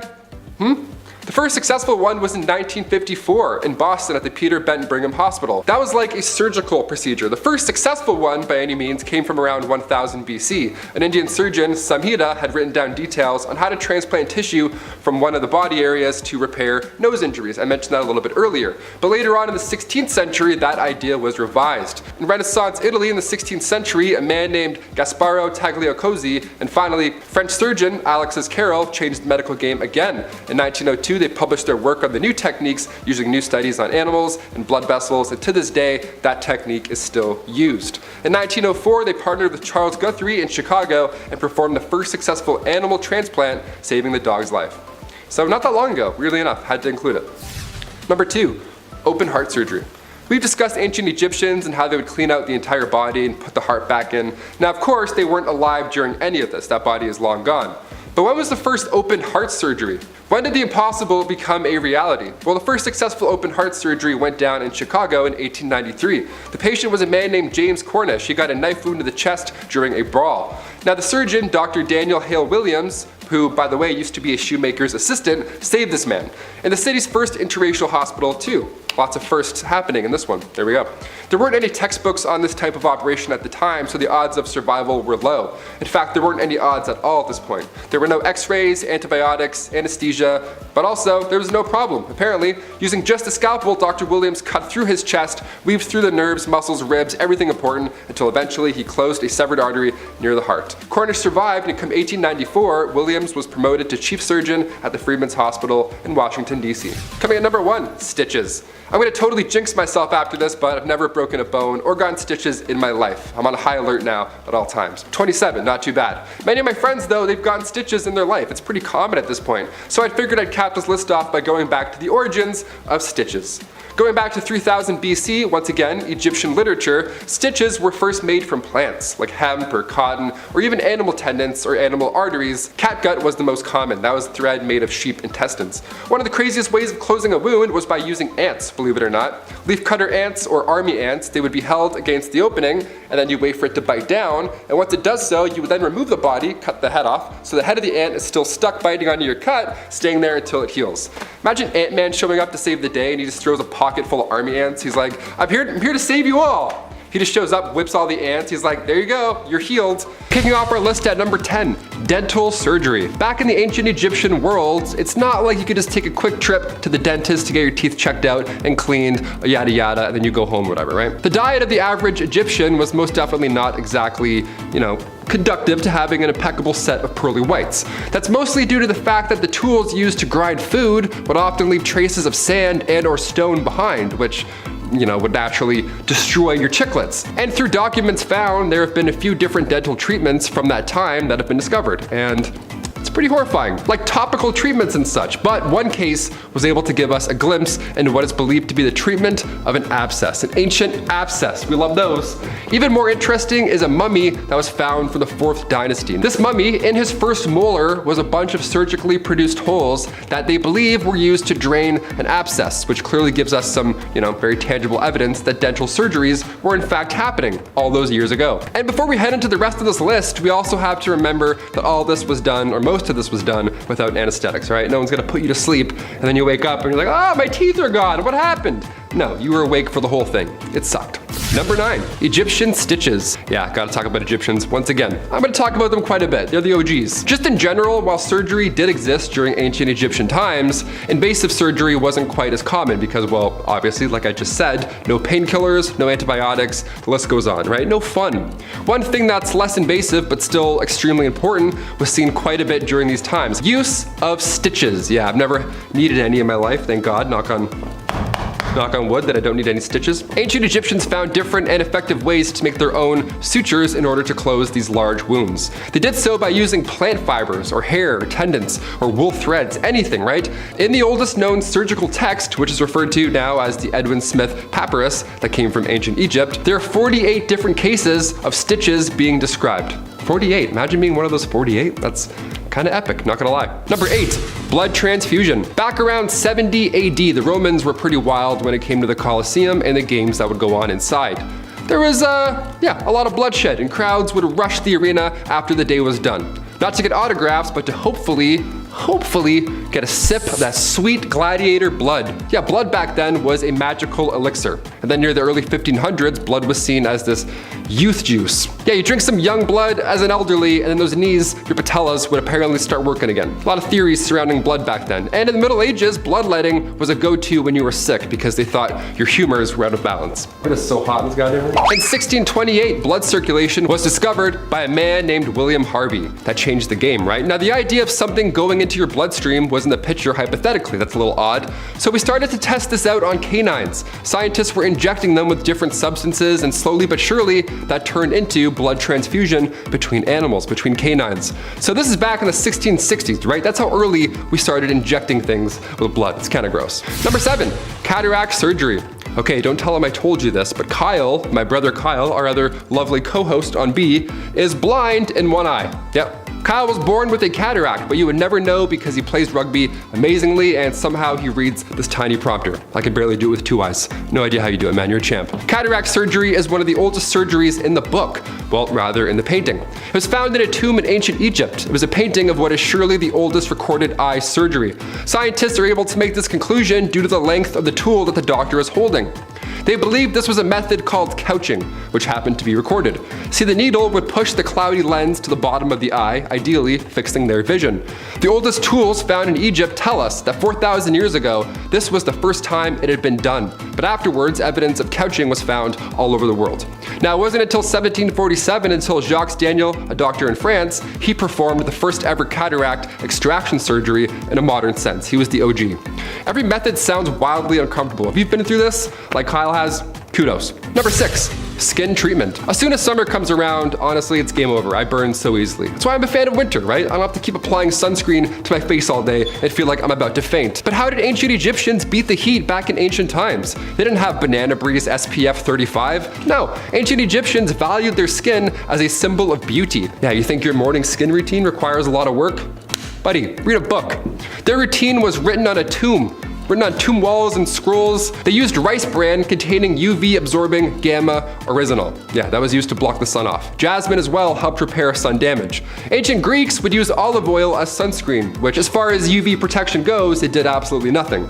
You're burnt and dehydrated, but also you look good, okay? Tan lines, I see you. Number 5, cancer treatment. All right, the big C. Cancer is something that obviously very prevalent in our modern society, and because of the rising rates, it makes us ask ourselves, did cancer exist in ancient times? If so, where was it recorded? While they didn't call it cancer, it definitely did. Some of the earliest evidence of cancer is found in ancient manuscripts, mummies, fossilized bone tumors that have been found in ancient Egypt specifically. There are tons of examples and different forms of cancer that have been found throughout. Perhaps the oldest comes from 3000 BC, and it was found, like I said, in the Edwin Smith papyrus that we talked about before. Now, in this text, it describes 8 cases of tumors or ulcers of the breast and how they treated them back then, or at least tried to. See, back then, these tumors were removed by cauterization using a tool called a fire drill. Other than this though, the text says in reference to the illness that there is no treatment. So in ancient times and today, we're still trying to figure this one out. Number 4, tooth extraction. You may not think of surgery when you talk about tooth extraction, but this for sure counts as surgery. I've had a tooth pulled. It's pretty intense. Every time something gets removed from your body, I'm gonna count that. And if there's definitely blood involved, yeah, I'm gonna count that. Getting a tooth pulled is still so barbaric. Even today, they don't like slice a line and then gently slide the tooth out or anything surgical. No, they just have 2 dentists grab your tooth at the same time, put their foot up, and then yank it out. I was numb, sure, but it was still weird, okay? Back in the day, pulling teeth was done not to make room for braces, but to solve any problem, well, all problems regarding your teeth. Yeah, cavity, gone. Toothache, see ya. Oh, some plaque, no problem. Today, we're lucky to have x-rays and modern technology, to tell us if a tooth is coming in sideways or which ways. But back then, some believed that it was tooth worms. Yeah, this feeling over here could be a worm. Go get it checked out. Could have worms in your head. Gross. Aristotle and Hippocrates wrote about dentistry around 500 BC, and the way they would handle tooth decay or extraction was by using metal wires to fix wobbly teeth or even a broken jaw, aka ancient braces. Number 3, trepanation. One of history's oldest surgeries. Trepanation was also, it was the worst. It was horrible. To this day, we're not even sure why this was a thing, but we picked up a few ideas along the way. Let's talk about it. Turning the clocks back to thousands of years ago, trepanation was the practice of drilling holes into your skull. A popular theory is that trepanation was done to release evil spirits. Yeah, let's drill some holes in our skull and see if our mental illness just goes away. That'll help. As barbaric as this sounds, skulls found in Peru hint that this procedure wasn't as fatal as you'd first guess.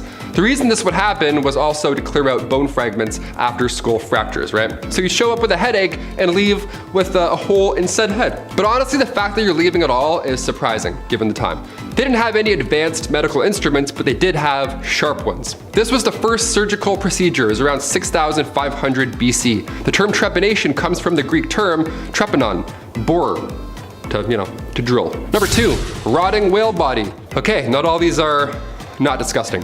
One of the most strange things on display at the Australian National Maritime Museum exhibit has got to be the whale carcass treatment. This is an odd treatment. Now, the cure for rheumatism back in the 19th century was to crawl inside of a dead whale's body and just hang out for a bit. And by a bit, I mean a full 30 hours.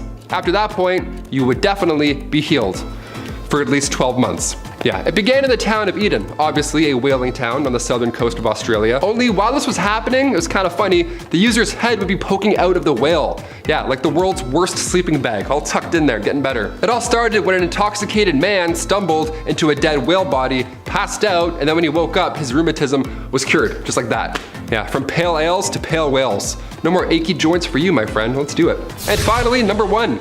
Egyptian nose job. Plastic surgery is more widespread now than it ever has been before, but it's all because it started a long time ago, especially in the ages of the ancient Egyptians. In the Edmund Smith Papyrus, along with the documentation of trauma surgeries, bone fractures, fixes, and all that jazz, this text also shows examples of fixes for nasal injuries, which I gotta kinda I have to seek some of that right now. I think I need to get my nose fixed. Can't breathe a lot. The treatment involved manipulating the nose into the desired position before using wooden splints or lint or swabs, anything really to hold it into place. You know, it's an ancient nose job. It's crazy, right? It's truly wild to think back about how much, these people had shaped our world and lives, especially our medical world today. Number 10 is chloroform the hiccups away. Nowadays we know a nasty case of hiccups is curable by just holding your breath or chugging a bunch of water. But if this was 1899, you'd be prescribed chloroform. Known by many as the mysterious liquid on the rag placed over someone's face to make them faint in many period pieces or cartoons, chloroform gained popularity after Queen Victoria demanded its usage during her labor in 1853, after having been denied it in her previous labors. By taking these lengths to reduce the annoyance of hiccups, your vital organs may pay a steep price. Chloroform has the potential to damage the nervous system, lungs, and trachea, as well as the liver and kidney when exposed long term. This is just one of many medical remedies that we'll be covering from the first Merrick Manual of Diagnosis and Therapy, the oldest continuously published English language medical textbook. All the quack treatments in our list today used to be found in this mass encyclopedia. For instance, number 9 in our countdown is smoke inhalation for asthma and other lung conditions. This may be one of the more counterintuitive remedies on our list, as it's easy to see now that smoke is not beneficial for asthma at all. Through the late 19th and into the next, however, inhaling smoke or smoke, as well as stramonium, a hallucination-inducing nightshade, as well as lobelia, known for its sedative properties, were popular treatments for asthmatics. Asthma is caused when your airways can narrow or swell while producing excess mucus. Smoking, meanwhile, has been shown to eventually reduce the number of cilia, the lungs' filaments which help transport mucus into the lungs, which only leads to the worsening of asthma symptoms. This wasn't the only weird tobacco smoke belief, however. In 1872, an English newspaper talked of tobacco smoke enemas, which even reported that hundreds of lives might have been spared by the tobacco smoke enema. Okay. Weird enough. Plasters, no, not the British word for band-aids, is number 8. This medical treatment was said to have sucked the badness out of a person. They were like a nicotine patch made up of a thin layer sheet of wax as well as leather, and it was able to stick onto the skin. In the wax there were remedies such as lead, opium, frankincense, tobacco, etc. This mix would be applied while still warm to ensure the adhesion of the plaster. Plasters were sold to anyone of any age and came in many different shapes and sizes so that they may be applied to different areas.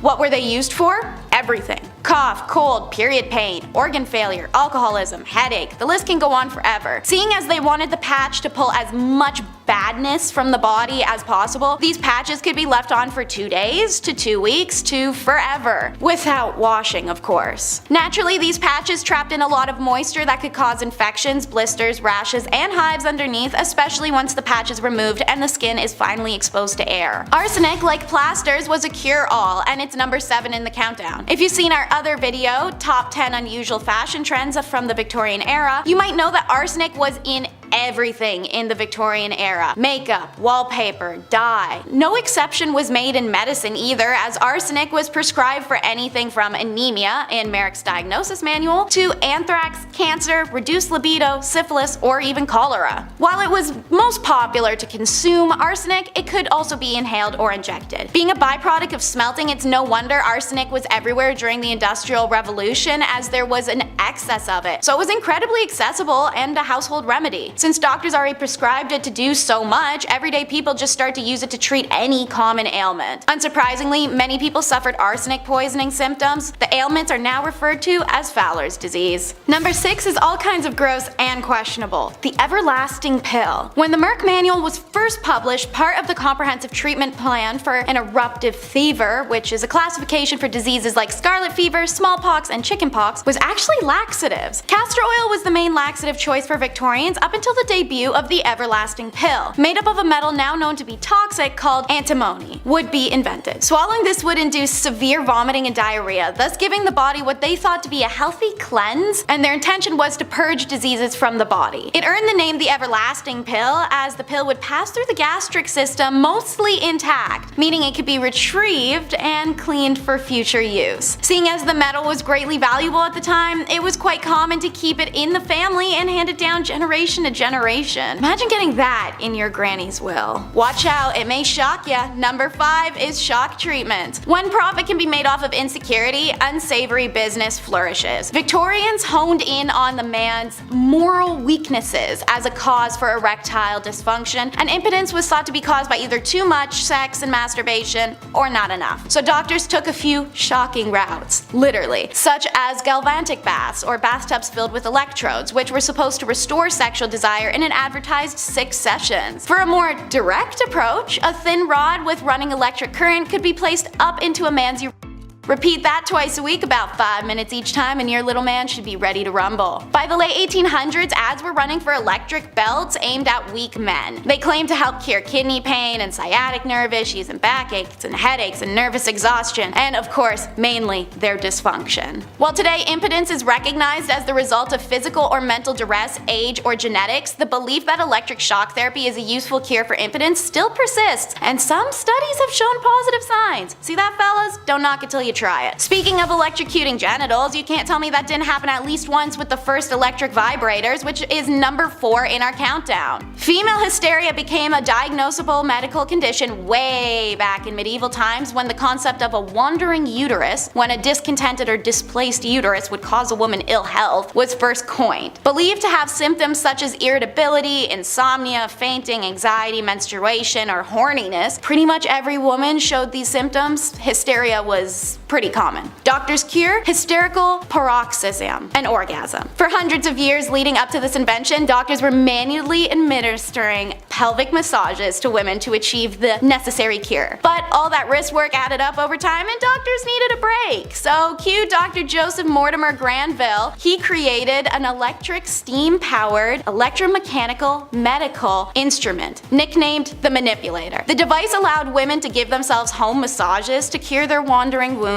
and giving doctors the well-deserved break they needed. A questionable cure for a very questionable diagnosis. Number 3 is not for the faint of heart. They loved leeches. It may be crazy to imagine, but between the late 1700s and well into the early 1900s, there was a booming leech trade all across Europe. Leeches were shipped from Germany to America by the tens of thousands. England even had to start importing them from France by the mid-1800s, as their own leech stocks were not even enough to supply their own doctors. Francis Bourgeois believed that all diseases resulted from the excess buildup of blood, and documented this belief in a medical journal that would subsequently cause leeches to become the go-to treatment in France, and then later spread across Europe. This usage of leeches then became worldwide from there, and so obscene that the creatures started to go extinct. However, what these quacks didn't know is that bloodletting was very rarely beneficial to any conditions, and applying leeches often resulted in detrimental side effects such as blood loss, diarrhea, and vomiting, or those with poor immune systems could even be exposed to hazardous bacteria and infection, let alone death from hemorrhagic shock for literally anyone they did this to. Eventually, the excessive use of leeches meant that they became too expensive to ship, too scarce due to the over-farming to find, and medically obsolete in the face of new science that questioned the medical merits of bloodletting. Thank God. Number 2 doesn't allow you to touch where number 1 usually comes out. It's the masturbatory mental illness. Obviously, it's natural, normal, and well, fun, but the Victorian perspective of masturbation was nowhere near what it is today, as our old-timely friends saw it as a serious threat to mental and physical health, or even could kill you. Self-love was seen as an ultimate evil, but beyond moralistic arguments, many physicians thought that every orgasm drained a man's energy. Married men were warned by doctors to limit the amount of sex they were having, while unmarried men were encouraged and urged to conserve their essence by avoiding sex altogether, particularly masturbation. Even wet dreams and uncontrolled ejaculation were considered a sexual dysfunction, as masturbation essentially became the male version of hysteria. So,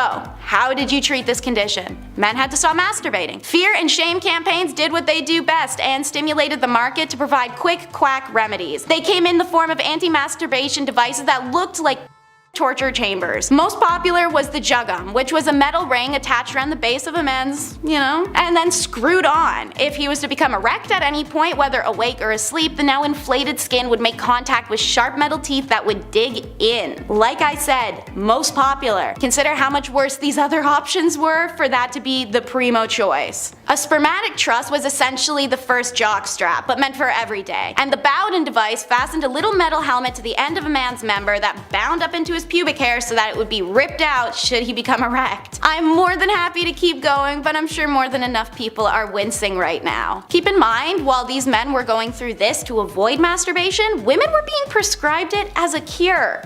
Number 1 on our countdown may be a bit of a surprise. Surgery. How could surgery be a questionable treatment? Well, it itself isn't, but the men performing it and their hygiene towards surgery were. Most famous is Robert Liston. Said to be able to remove a leg in 30 seconds, he notoriously used his own mouth to hold scalpels, knives, and even once sucked the pus out of a woman's throat wound. According to medical historian Dr. Lindsay Fitzharris, surgeons never washed their instruments or their hands, and Victorian surgeons were known for wearing old surgery garments out of prowess, reportedly so stiff with old blood that they were nearly cardboard in appearance. Even the operating tables themselves were rarely washed down. And it was said a visitor to St. George's Hospital in London 1825 discovered mushrooms and maggots thriving in the damp, dirty sheets of a patient's bed. When asked why they hadn't complained, the patient assumed this to be the norm. And what about surgery in the moment? Well, the patients were conscious and undrugged as they were operated on, and surgeries needed to be fast as a result. 1 in 4 people died after their surgery, whether it was still on the operating table or from infections afterwards. But what about our buddy I mentioned, Dr. Liston? Only 1 in 10 of his patients died. This was because of his speed. "Time me, gentlemen, time me," he'd shout to the surgery spectators to put his legendary speed to the test. Sure, he did accidentally castrate somebody once because of his wild motions, but nobody's perfect. In fact, while he's remembered for being the first surgeon to use anesthesia, wash his knives, and invent a still used medical tool, he is the only surgeon to ever have a 300% death rate. I'd be remiss not to mention that during a leg amputation, his lightning speed reportedly cut off 3 fingers of the assistant who had been holding down the patient. Then, as he brought the knife back up, he slashed the coat of a spectator. The spectator reportedly died immediately of fright, likely a heart attack. Though the assistant and patient survived initially, like most who were treated in Victorian hospitals, they died not long after from infection, which was also just called hospitalism at the time because of how many people died that way. It's easy to say that going to a Victorian surgery or a hospital may have been as efficient as rubbing dirt into a wound. Number 10.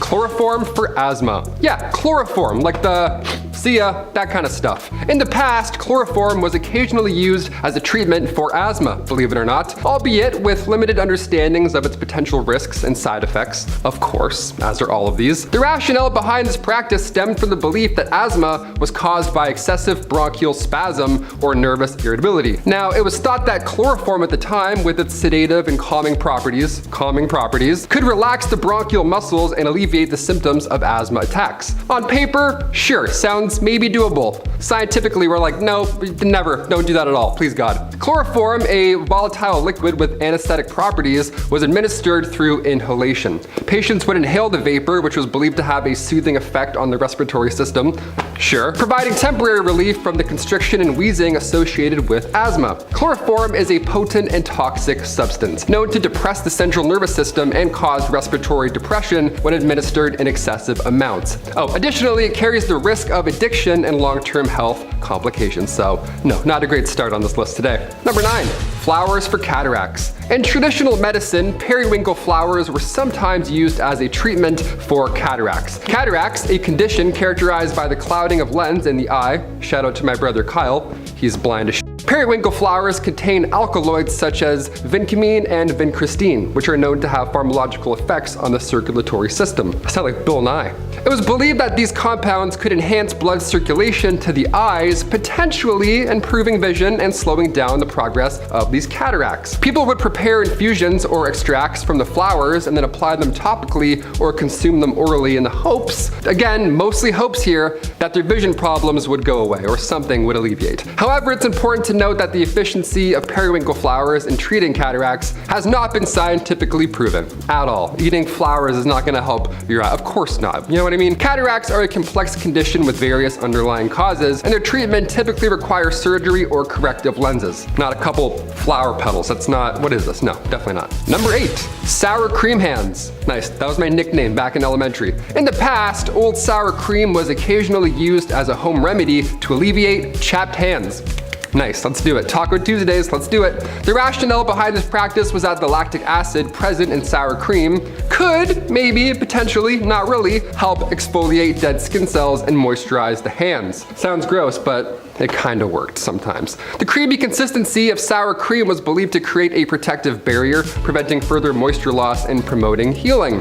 However, before you go in and ruin your taco night at home, it's important to note that this remedy lacks any scientific evidence and may not provide long-lasting or optimal results. Yeah, sour cream, just keep that on your wrap, not your hands. Then you're all set. Number 7, Nux vomica. In history, Nux vomica derived from the seeds of Strychnos nux vomica tree, very poisonous. It was occasionally used as a remedy for headaches. Not a good plan. This practice was based on the belief that the seeds contained compounds that could alleviate pain. Sure, again, good attempt, bad landing. Nux vomica was thought to have stimulant properties, increasing blood flow, relieving tension, all that good stuff, which in turn could provide relief from headaches. However, it's important to note that the seeds contain strychnine, which is a highly toxic substance, one of the worst for humans to eat, and their use as a remedy, it's not supported by the modern medical knowledge at all. Safer and more effective treatments for headaches are now available. You don't have to be eating any poisonous nuts. Thank you so much. Number 6, urine. In ancient history, urine, pee, number 1, it was sometimes used as a medical treatment due to the belief that it possessed healing properties. Yeah, pour it in your eyes, see what happens. Don't do this. The practice can be attributed to various factors, including cultural beliefs, limited medical knowledge, of course, and the symbolic association of urine with bodily fluids and purification. Yeah, that last one's a big one. One reason urine was used as a treatment with this historical connection to the concept of uroscopy. That's where the color and smell and taste of urine was examined to diagnose illnesses. Yeah, some dude would be like, bronchitis. That man's got bronchitis. Go get him. This practice originated from the belief that urine was a reflection of the body's overall health and imbalances. In some way, sure. In most ways, no. Furthermore, urine was considered to have cleansing properties and was believed to contain a substance that could combat infection and promote healing. That good healing stuff. There we go. Brewing up that healing potion. It was used topically to clean wounds, it was used as eye drops to treat eye infections, and it was even consumed orally for various ailments. However, it is crucial to note that the use of urine as a medical treatment in ancient times, or any of those times, was not based on scientific understanding or evidence whatsoever. They were just putting pee in their eyes and just hoping for the best. Number 5, moles migraines. The use of dead moles as a remedy for migraines was based on certain folk belief and traditions. Now, it was believed that the properties of a dead mole could help alleviate the pain with your migraine. Somehow, in some way, shape, or form. We're just gonna grind up a mole and see what happens. What method involved doing such? One method, you had to dry the mole and then grind it into a fine powder. This powder was then either consumed orally or mixed with water. It's like the worst crystal light ever. You'd be shaking that for hours before it looks good. Or this powder was applied topically to your temple or your forehead. Just dead mole rat powder. Smells great. It was thought that the potent energy or the mystical qualities possessed by the mole would be transferred to this individual, providing relief from migraines. However, do I have to say it anymore? No, it didn't work. The use of dead moles as treatment for migraines lacks scientific evidence, and it's not supported at all today. Because yeah, imagine rolling up to the doctors and he starts grinding up a mole rat. He's like, what is it today? Your foot? Is your foot hurting? No problem, we'll get you all sorted out. Number 4, medieval dung. We talked about number 1, now we gotta talk about number 2. That's the order it comes in. In medieval times, dung, animal feces, was occasionally used as an ingredient for these treatments. I know, where is it gonna put it this time? This practice may seem a little odd to us today, but hear me out, it had some legs back then. Had some prevailing medical theories and limited understanding, but it was something. Dung, poop, animal poop, was believed to possess these medical properties such as its supposed ability to draw out toxins, stimulate healing, or serve as a topical antiseptic. It was used used in various forms, most commonly in ointment, and was applied to wounds, ulcers, skin conditions, you name it, man. Get creative. Whatever hurts, put some poop on it. Yeah, welcome to these times. Animal dung, such as, the dung from cows or pigeons, it was commonly used due to its availability. Yeah, you thought urine was bad, but it gets worse. Pigeon poop for your elbow? I'm like, I don't know, man. This doesn't seem very good.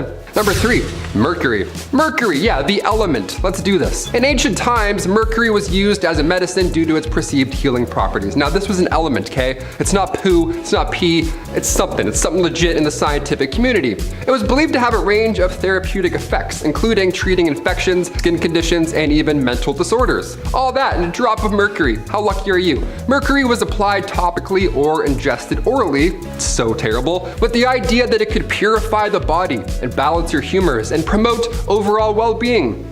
With the element mercury, of course. However, the use of mercury in ancient medicine was based on horrible, incomplete knowledge, and its toxicity was not fully understood at the time. Yeah, don't eat that. Don't put that anywhere near you. Prolonged exposure to mercury often results in severe health complications, including neurological damage. So if you have a headache, don't go back in time. That's pretty much it. Trepanation. Ancient trepanation, also known as trephination, if you want to be all fancy, throw the fancy pH in there. It was a surgical procedure in which a hole was drilled or scalped into the skull. Now, this practice dates back thousands and thousands of years, and it was performed in various ancient cultures for some reason. It was believed to serve different purposes, including relieving headaches, treating skull fractures, well, creating one, or my personal favorite, releasing evil spirits. Evil spirits, yes, finally, be gone. Trepanation was performed using crude tools and horrible techniques, often without anesthesia, so you'd be awake to feel most of it at least. The motivations behind trepanation in ancient times remained a subject of debate, encompassing medical, religious, and cultural factors. And also Saw 3, I think it's a little bit of Saw 3 in that one for sure, that's terrifying. And finally, number 1, it's all in your head. In the ancient Babylonian world, illnesses were commonly connected to, you guessed it, supernatural forces. Yep, next time you get a sore throat, it's the devil, nothing else. Malevolent spirits or divine retribution, all because you're sick. As a result, the role of Babylonian healers resembled that of priests and exorcists more than modern physicians, which is so silly. Their treatments incorporated elements of magic and ritualistic practices. For instance, if a patient exhibited teeth grinding, this healer would interpret that as a sign of a deceased family member attempting to communicate to them during sleep. So in turn, they're trying to talk back, I guess. Drawing from ancient necromantic texts, the healer would prescribe a peculiar remedy. The patient was then advised to sleep next to a human skull for an entire week. To ensure the effectiveness of this unsettling treatment, the tooth grinder, this Mr. Talky Talk, he was instructed to kiss and lick the skull 7 times every night. Which, first of all, terrible for your sleep. You're not gonna get a wink with that schedule. But also disgusting. Whose head is this? I have so many questions. Why? This is a fetish. This isn't a practice. These rituals demonstrate the intricate blend of spiritual beliefs and medical practices that characterize Babylonian healthcare. Growing up, I had a humidifier, so almost the same thing, kind of the same as a human skull. Starting off strong with the dancing plague in number 10. The dancing plague sounds like the Harlem Shake, like it does, but it was real. It sounds like a bunch of people who just couldn't stop listening to ABBA. Oh wait, that's just me, because their new songs came out and I'm just obsessed. The dancing plague was actually a real thing that occurred in Strasbourg in July 1518. The whole phenomenon kicked off when a woman named Frau Trofria stepped into the street and began essentially doing like the twist and shout, and she did this for about a week. And then soon, over 40 people joined her, all doing like the same move. A month later, 400 people were involved. For a while, local physicians blamed the hot blood and encouraged it as a way to quell the boogie nights. They even brought in professional dancers and a band. But then people started like collapsing and dying of strokes and heart attacks. So like what? Like what even is this? Like this is real. Like you're probably thinking like, Rachel, come on, we aren't that gullible. Well, Google it, baby. It is a well-documented event. The movers and shakers were eventually whisked away to a mountaintop to pray for absolution, and that cured them. I don't know why. One theory suggests that this was a result of consuming ergo, a fungus commonly found on damp rye which produces hallucinations and spasms, but there's no clear answer. People just love to dance. No idea. It's so weird, right? Like I was like, this has gotta be fake, and they were like, no, it's well documented. I'm like, okay. Sure enough, whatever, Google. I'm beginning to trust you less and less these days. Anyways, number 9. Disembarkment syndrome. Disembarkment syndrome is a very difficult condition to diagnose and even more challenging to cure. It is a strange neurological condition that follows a motion event like flying on a plane or being on a cruise ship. The patient will feel as though they are still swaying or rocking as if they're still on the craft. Symptoms vary in severity day by day, but they can also include confusion, nausea, sensitivity to light, headaches, a bobbing sensation, and could relate to stress and fatigue. Currently, there are no tests that can accurately confirm the diagnosis. Doctors usually default to it when they've ruled out all the other options, but no one knows what causes it. Dr. Yoon-hee Cha in America is the only clinical investigator of the disease, and her findings so far hint that the issue may be linked to, and I quote, hypermetabolism in a deep area of the brain called the entorhinal cortex. I probably said that wrong, sorry guys. Unquote. But that's about all we got right now, so hopefully those people can feel better very soon, but it all depends, right? Number 8, the madness of King George. Does anyone else have Jonathan Groff as King George, like in The Third in Hamilton in their head?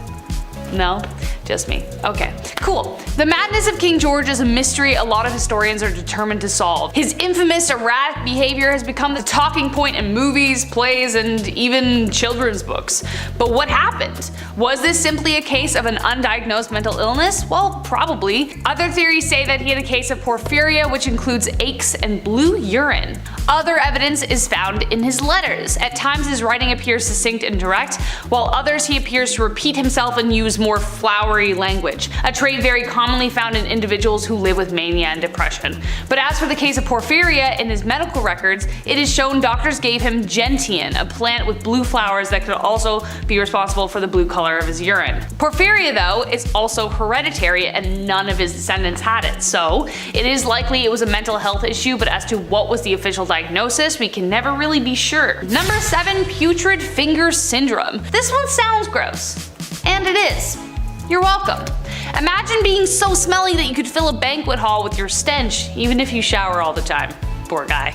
Well, that's what happened to this 29-year-old patient 5 years after he pricked his finger on a chicken bone. His finger accumulated an infection that made his body smell like really bad, specifically that arm. When he had to be examined, it was entirely intolerable for doctors to even be near him for long periods of time. Even worse, the infection couldn't be identified. No one knew what the bacteria was or how to get rid of it. They tried several treatments including ultraviolet light, but nothing worked. But thankfully for the man, the infection spontaneously cleared up and doctors have no idea how.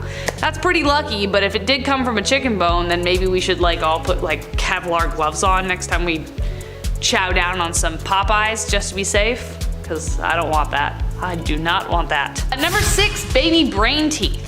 Strange things happen while we're in the womb. It's a crazy, magical waterbed of weird stuff. Sometimes wires get crossed and accidents happen, you know, because that's life. Doctors suspected something was up when the head of a 4-month-old baby started to grow unusually fast. They weren't so surprised to see a tumor, as that was their suspicion, but what they found inside the tumor was kind of ugh. When they scanned the brain, they saw what looked to be fully formed adult teeth inside the tumor itself. Sure enough, that's what they found. Doctors removed several fully formed teeth usually found in the lower jaw. While this isn't entirely unheard of, teeth appearing in tumors, it had never happened in this kind of tumor. So as to how or why these teeth were found in this type of tumor remains a mystery, but it was probably something to do with whatever smorgasbord was going on inside the tummy. It's a weird time. Number 5, stiff person syndrome. No, this isn't referring to someone's personality, maybe, but to a condition that affects 1 to 3 people per million. Super rare. As no one is quite sure as to the possible cause, it is diagnosed through exclusion. So similar to the disembarkment syndrome I mentioned, so they have to test a whole bunch of other things to see if this is the case. Some of the main symptoms are, of course, stiffness in the lower back and legs, followed by severe and painful spasms from sudden movement. So say for instance if they got scared, it would be like pain all through their body. Though the symptoms themselves can be treated, there is yet no way to eliminate SPS from the body. The condition can show up at any point in life with no known trigger. There are only a handful of clinics around the world that know how to help treat this condition, but due to lack of cases and study, there is still a long way to go towards a cure. Number 4, Phineas Gage. I'm sure if any one of us had a pole jabbed through our head, we wouldn't be the same after that either. But for Phineas Gage, the change was night and day. Phineas was a foreman working on the railway bed for Burlington Railroad when a sudden accidental explosion on September 13th, 1848 sent a 3-foot 7-inch iron tamping bar through his head. He survived miraculously, but his personality changed drastically.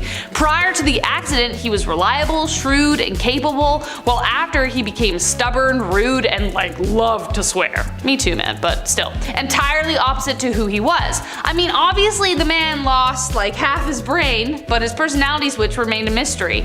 Little was understood about the function of the brain, and though the accident obviously played a large role, no one quite knew how Gage could have ended up so different.